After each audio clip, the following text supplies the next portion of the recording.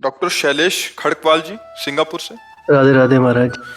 राधा वल्लभ श्री हरिवंश महाराज जी, आपके चरणों में कोटि कोटि प्रणाम। महाराज जी, मन में एक जिज्ञासा रहती है कि जब भगवान कर्मों के हिसाब से सभी मनुष्यों की गति देते हैं और मृत्यु लोक के बाद परिजनों के पीछे छूटे परिवारजनों से कोई संबंध नहीं रह जाता, तो फिर हमको पितृदोष या पितृ आत्माओं द्वारा उत्पन्न होने वाली बाधाओं के बारे में क्यों सजग कराया जाता है?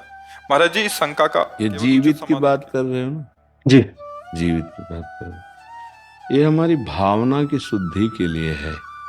अब हम जैसे हमारे पिता पधार गए और उनकी हम संपत्ति का उपभोग करते, उन्होंने हमारा पालन पोषण किया, उनका हमसे संबंध नहीं, लेकिन हम तो जीवित होकर उनका संबंध मान रहे हैं ना।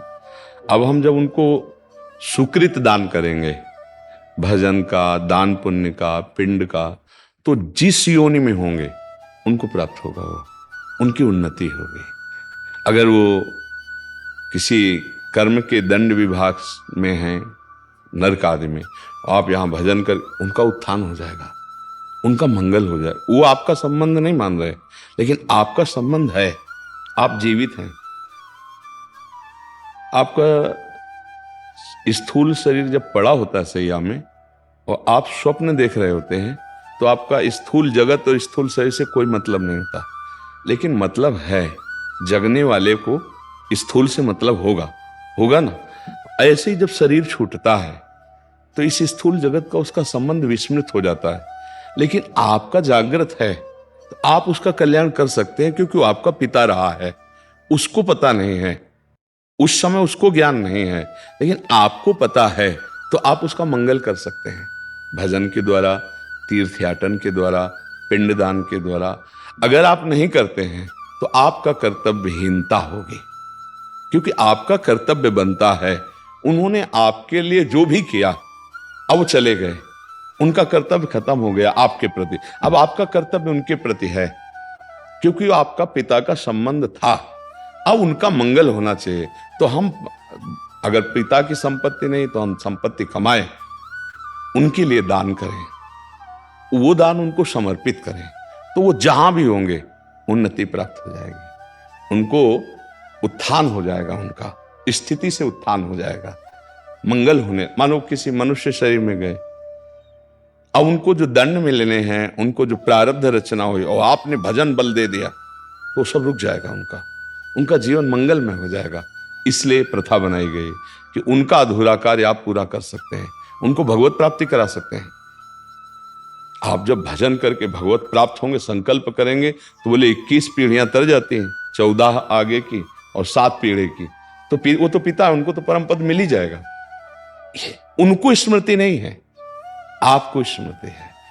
अगर समझा जाए कि स्मृति क्यों नहीं रहती, तो जैसे आप स्वप्न में होते हैं तो आपको जागृत शरीर की स्मृति नहीं रहती कि वस्तुतः मेरे शरीर को सुंदर सैया पर सुलाया गया है, मैं एक स्वप्न देख रहा हूं, ऐसा बोध नहीं होता। स्वप्न सत्य होता है और ये स्थूल शरीर का विस्मरण होता है, समझ रहे ना।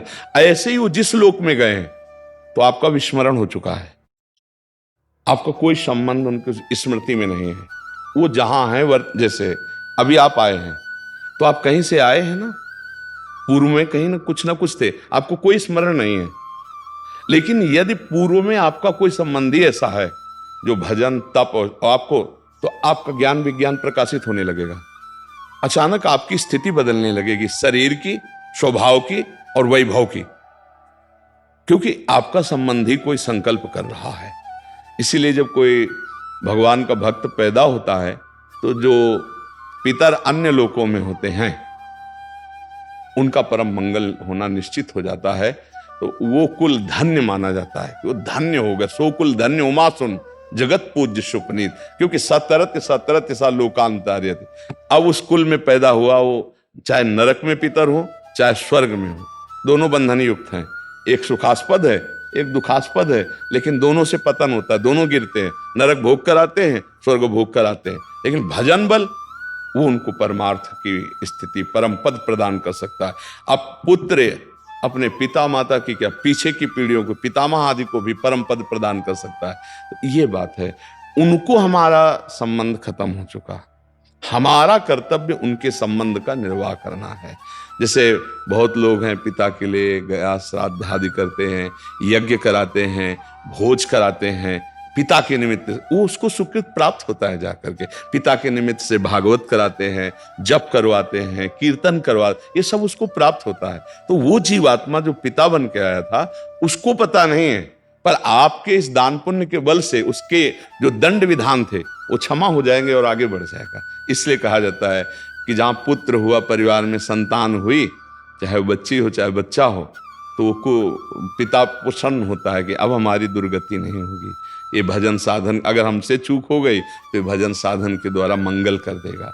लेकिन यदि ऐसा ना हुआ तो फिर पुत्र का होना ना होना बराबर है। इसलिए माना जाता है ना, संतान हो गई, हमारी आत्मा है, ये हमारे लिए कुछ करेगा। अगर हम चले भी गए तो हमारा कल्याण ये करेगा, क्योंकि हमारा वंशज है, उसके संबंध से उसको प्राप्त हो जाता है। महाराज जी, दो और प्रश्न आते हैं दिमाग में इसमें। महाराज जी, एक तो इसमें फिर पुत्र हो या पुत्री हो, उसमें कोई भेद नहीं होना चाहिए? नहीं होना चाहिए, नहीं है, इसमें भी नहीं है। क्योंकि जैसे पुत्र स्वयं कर रहा है तो वो पुत्री पति के साथ कर रहे हैं, तीर्थयाटन जो भी कर रहे वो उसके अंश है, उससे उसका कल्याण होगा। उसमें ऐसा कोई खास बात नहीं कि पुत्र ही हो तब ऐसा होगा, हाँ ऐसा नहीं है। पूरी सामर्थ्य पुत्री में भी है। कितने ऐसे कुल हुए जिनको दोनों कुलों को पावन कर दिया, पिता के पक्ष को और ससुर पक्ष को, दोनों पक्षों को पावन किया। तो उसमें ऐसा शास्त्रों में कोई विशेषता ये नहीं कि पुरुष ही होना चाहिए, बल्कि बड़ा रोल है। हाँ बिल्कुल बिल्कुल बिल्कुल, इस बात में कोई संशय नहीं। और दूसरा प्रश्न महाराज जी, जैसे जीवात्मा मतलब जब आत्मा मतलब अपना स्थूल शरीर को छोड़कर चली गई तो उसके बाद नरक गति और स्वर्ग गति और फिर मृत्यु लोक में भी दोबारा आ सकती है भोगने के लिए। तो फिर अगर किसी वो दूसरे स्थूल शरीर में चले गई तो उस समय पे भी यही संबंध रहता है, पितृ वाला ही, जैसे कि अगर आप बोल रहे हैं अभी बताया ना कि अगर वो किसी मनुष्य शरीर में गया है तो उसकी उन्नति होने लगेगी, उसकी बाधाओं का नाश होने लगेगा आपके संबंध से, उसको पता नहीं है। जैसे हम किसी के नाम पैसा ट्रांसफर करें और अपना परिचय हम ना दें और वहां तक पैसा पहुंच जाए तो धनी तो हो ही जाएगा ना। तो उसको पता नहीं, लेकिन आपको तो पता है ना कि मेरा जनक है, मेरा पिता है, अब जहां भी होगा उसको सुख पहुंचेगा। वो किसी भी योनि में हो, अगर मनुष्य योनि में है तब तो कहना क्या है, पर पता नहीं किस योनि में हो, पर उसकी उन्नति हो जाएगी, उसका परमार्थ पुष्ट होने लगेगा। उस जैसे कुत्ता है, एक कुत्ता है गलियों में मारा घूमता है, एक है गाड़ी में सुख पूर्वक घूमता है, और एक है भक्तों के पास भी रहता है, भक्त परिवार है, नाम कीर्तन कर रहे हैं, मतलब एक है धाम में वास करता है। कितने तो अब इसके सौभाग्य का जनसाधारण कुत्ता थोड़ी करेगा, जो धाम में राधा नाम कीर्तन हो रहा है, देहरी पे बैठा हुआ है, संत जन प्रसाद पाए उसको दिए, श्री जी का प्रसाद ही तो मिल रहा है। तो अब ये कुत्ता और वो एक जनरल कुत्ता, बड़ा अंतर हो गया ना। एक कुत्ता जो गली में भोजन नहीं मिलता, एक जो गाड़ी में खिड़की के खुला करके गोद में लेकर, अंतर हो गया। किसी भी योनि में हो जीव, आपका उसका तप है, मतलब वो एक अरबपति आदमी है, अपनी गोद में बैठाले हुए है, वो उसका वो खिड़की खुला है, हवा आ रही, एसी गाड़ी में बैठकर कुत्ता चल रहा है, नहीं चल रहा। देखो ना, जीव है, अलग अलग उसकी स्थिति है।